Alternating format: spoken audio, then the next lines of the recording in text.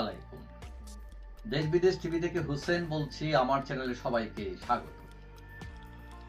বর্তমান সরকারের দুইটা এজেন্ডা, একটা নির্বাচন, একটা হচ্ছে সংস্কার। এখন সংস্কার নিয়ে বিভিন্ন আলোচনা আছে, এটা কি লামসাম হয় না একদম ভালোভাবে হয়, আর নির্বাচন হয় কি হয় না, কেউ বলছেন ডিসেম্বরে হতে পারে, সরকার বলছে 2026-এর জুনের মধ্যেই হবে, এবং এটা নিয়ে অনিশ্চয়তা আছে। অনেকে বলছেন যে 5 বছরের মধ্যে ইলেকশন হবে না, হওয়ার সম্ভাবনা নাই, বিভিন্ন ধরনের ইস্যু তৈরি করা হবে, এবং সেখানে আওয়ামী লীগ থাকবে কি থাকবে না এটা আরেকটা ইস্যু। এখন বিএনপি, সরকার, সেনাবাহিনী তারা চাচ্ছে যে আওয়ামী লীগ থাকুক, নতুন নেতৃত্বের আওয়ামী লীগ। কিন্তু ওই যে যারা এই ছাত্ররা আছে, তারপরে জামাতে ইসলাম, তারা আবার চাচ্ছে না যে আওয়ামী লীগ থাকুক। তবে যেহেতু বড় শক্তিগুলো চাচ্ছে যখনই নির্বাচন হয় মানে হবে আওয়ামী লীগ থাকবে, এটা মোটামুটি কনফার্ম। এখন আমরা বিভিন্ন জরিপ দেখেছি যে কে এগিয়ে কে পিছিয়ে, বিভিন্ন কোনো জরিপে বিএনপি, কোনো জরিপে আওয়ামী লীগ, এবং কোনো জরিপে জামাত। তো এখন আমরা যদি অতীতের রেকর্ড দেখি তাহলে দেখবো যে তত্ত্বাবধায়ক আমলে যেসব নির্বাচন হয়েছে, যেটাকে সুষ্ঠু নির্বাচন ধরে নেওয়া যায়, এবং ওইসব নির্বাচনে দেখা যায় যে বিএনপি ভোট পেয়েছে মোর দেন 40%, আওয়ামী লীগও সেম মোর দেন 40%, এবং সব দল মিলে 20% ভোট পাইছে। এখন সম্প্রতি ইনোভেশন কনসাল্টিং প্রতিষ্ঠান যেটা, সেটা তারা একটা জরিপ চালিয়েছে, এবং 64 জেলায় তারা 10,696 জন মানুষের উপর জরিপ চালিয়েছে, যে তারা ভোটের উপর, যে কারা কোন পার্টিকে ভোট দেবে সেটার উপর। এখন জরিপের ফলাফল যেটা আমরা দেখি সেটা হচ্ছে বিএনপি 17% মানুষ বলছে বিএনপিকে ভোট দেবে, আওয়ামী লীগকে ভোট দেবে বলছে 5.7%, 5.7%, জামাতকে বলছে 12.01, আর নাগরিক পার্টিকে বলছে 2.1%।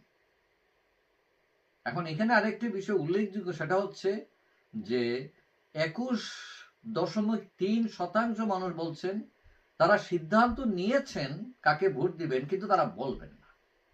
এটা কিন্তু উল্লেখযোগ্য একটা পয়েন্ট। আর আরেক 29.4% মানুষ বলছেন তারা এখনো সিদ্ধান্ত নেননি, মানে অনিশ্চিত তাদের ভোটের সিদ্ধান্তের ব্যাপারটা।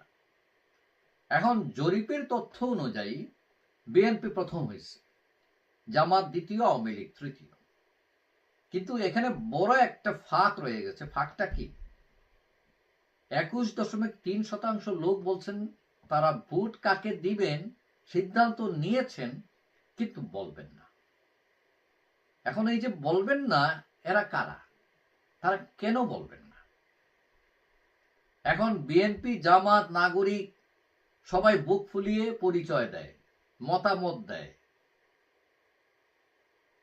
কিন্তু কে দেয় না?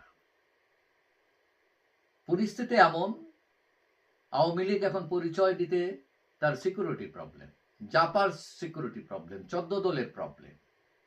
এখন ওই যে 21.3% ভোট যারা বলছেন বলবেন না, সিদ্ধান্ত নিয়েছেন, তারা কিন্তু ওই দলভুক্ত, তারা আওয়ামী লীগের লোক, 14 দলের লোক, জাপার লোকেরা।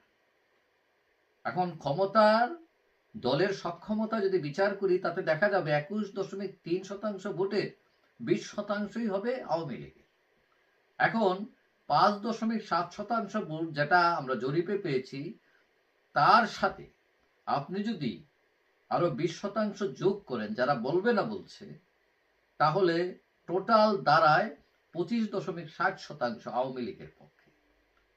তো বিএনপির পক্ষে কত ছিল? 17%।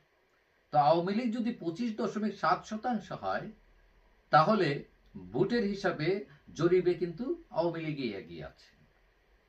এখন জামাতের 12.08% তারা যদি পায়, যেটা এসছে, তাতেও তাদের রেকর্ড হবে। তাদের এর আগে তারা ছিল 5% ভোট পেয়েছিল, 5 থেকে 6%। সুতরাং তারা গেইন করেছে ডেফিনেটলি। আর নাগরিকদের জরিপে আসছে, নাগরিকদের ভোট হচ্ছে 2.1%। এটা খুবই হতাশাজনক। তবে তাদের সম্ভাবনা ফুরিয়ে যায়নি, তারা যত নতুন দল, তরুণ, তাদের সময় আছে, তারা কৌশল করে হয়তো আরো অনেক ডেভেলপ করতে পারে। তবে 29.4% লোক বলছেন তারা সিদ্ধান্ত নেয়নি। সেই হিসাবে সকল দলেরই আনুপাতিক হিসাব বাড়বে। সেখানে জামাতেরও বাড়বে, আওয়ামী লীগের বাড়বে, বিএনপিরও বাড়বে, নাগরিকেরও বাড়বে। এখন কাগজে কলমে জরিপ যার পক্ষেই থাকুক না কেন, আমাদের দেশের ভোটের কালচার, ভোটের ইতিহাস হচ্ছে ঘুরে ফিরে মানুষ আওয়ামী লীগ বিএনপিকে ভোট দেয়। এটাই হচ্ছে আমাদের বাস্তবতা।